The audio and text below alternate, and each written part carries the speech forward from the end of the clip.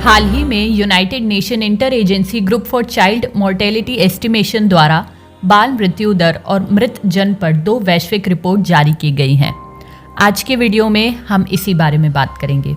इन रिपोर्टों के अनुसार वर्ष 2021 में प्रत्येक 4.4 सेकंड में एक नवजात शिशु या कम उम्र के बच्चे की मृत्यु हुई, और अगर सभी महिलाओं व बच्चों को पर्याप्त स्वास्थ्य सेवाएं उपलब्ध नहीं हुई तो 2030 तक लाखों अन्य शिशु अपनी जान गंवा सकते हैं। संयुक्त राष्ट्र में बाल मृत्यु दर के अनुमान के लिए गठित अंतर एजेंसी समूह UNIGME के नवीनतम अनुमानों के अनुसार 2021 में लगभग 50 लाख लड़के और लड़कियों की मृत्यु उनके 5वें जन्मदिन से पहले हो गई। साथ ही 5 से 24 वर्ष के बीच के लगभग 21 लाख बच्चे व किशोर भी मौत का शिकार हुए। एक दूसरी रिपोर्ट में पाया गया कि इसी अवधि के दौरान 19 लाख बच्चे मृत पैदा हुए थे। इनमें से अनेक का जीवन समान पहुंच व उच्च गुणवत्ता वाली मातृ, नवजात, किशोर एवं बाल स्वास्थ्य देखभाल के जरिए बचाया जा सकता था। UNIGME की स्थापना यानी कि United nation inter agency group for child mortality estimation की स्थापना 2004 में बाल मृत्यु दर पर आंकड़े साझा करने के साथ साथ बाल उत्तरजीविता लक्ष्यों की दिशा में वैश्विक प्रगति का आकलन करने के लिए की गई थी। इस समूह का नेतृत्व यूनिसेफ करता है और इसमें विश्व स्वास्थ्य संगठन यानी कि WHO, विश्व बैंक समूह व संयुक्त राष्ट्र के आर्थिक और सामाजिक मामलों के विभाग UNDESA का जनसंख्या प्रभाग भी शामिल है। तो आइए अब हम लोग इन रिपोर्टों के कुछ प्रमुख बिंदुओं के बारे में बात कर लेते हैं। भारत में 5 वर्ष से कम आयु में मरने वाले बच्चों की संख्या लगभग 7 लाख है, जिनमें 5.8 लाख शिशु मृत्यु और 4.4 लाख नवजात मौतें शामिल हैं।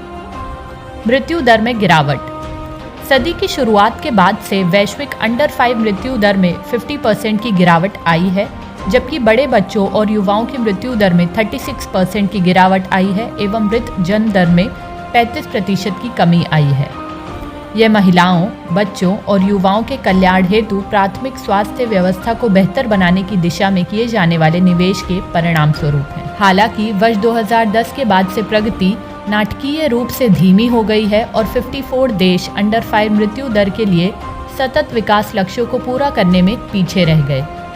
क्षेत्रवार विश्लेषण। उप सहारा अफ्रीका और दक्षिणी एशिया में बाल मृत्यु दर की उच्चतम दर बनी हुई है। उप सहारा अफ्रीका में पैदा हुए बच्चों के जीवित रहने की संभावना सबसे कम है। बढ़ते संक्रामक रोग। वैश्विक स्वास्थ्य एजेंसी ने पाया कि जो बच्चे अपने जन्म के 28 दिनों तक जीवित रहते हैं, उनके लिए निमोनिया, डायरिया और मलेरिया जैसी संक्रामक बीमारियां सबसे बड़ा खतरा हैं।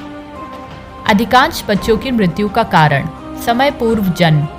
ये एक चुनौती है क्योंकि 37 सप्ताह के गर्भ के बाद जन्म लेने वालों की तुलना में समय पूर्व जन्मे शिशुओं में जन्म के बाद मृत्यु का जोखिम 2 से 4 गुना अधिक होता है।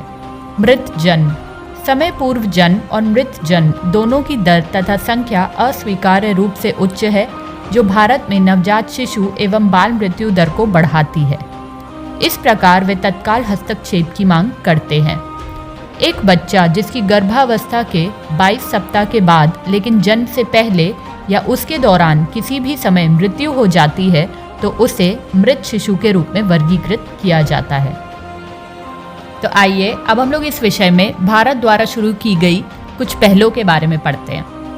पहला, पोषण अभियान। भारत सरकार ने वर्ष 2022 तक कुपोषण मुक्त भारत सुनिश्चित करने के लिए राष्ट्रीय पोषण मिशन या पोषण अभियान शुरू किया है। दूसरा, एनीमिया मुक्त भारत अभियान। वर्ष 2018 में शुरू किए गए इस मिशन का उद्देश्य एनीमिया की गिरावट की वार्षिक दर को 1 से 3% अंक तक बढ़ाना है। तीसरा, प्रधानमंत्री मातृ वंदना योजना।